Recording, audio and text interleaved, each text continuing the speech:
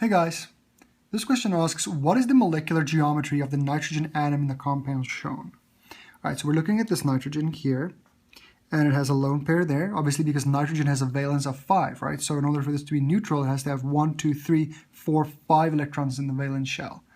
Okay, so looking at this, most people would say this is going to be tetrahedral, right? Just off the bat. You can kind of see it. Why? Because it has 1, 2, 3 bonds and a lone pair. So it has 4 electron groups, right? And 4 electron groups means that it must be tetrahedral. However, be very careful. Whenever you have lone pairs and you're asked questions about hybridization and questions about geometry, ask yourself, what is that lone pair capable of doing?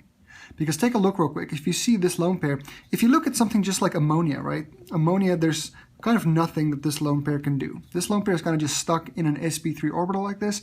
So this compound is more or less tetrahedral, and therefore this atom is sp3 and the geometry is more or less tetrahedral.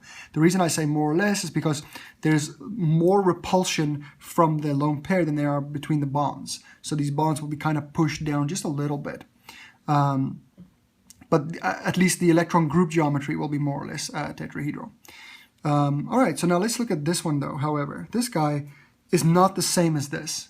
You see, this lone pair here can resonate like that. And in order for something to be able to resonate, there must be a pi system. There must be an extended number of p orbitals that are overlapping with one another. One on the nitrogen, one on this carbon, and one on that oxygen. And in order for something to have a p orbital, it must be at least sp2. And so therefore what you see here is it looks kind of like this, actually. You have that p orbital, and then here you have the other CH3, and here you have the other carbon with the ring, rest of the ring.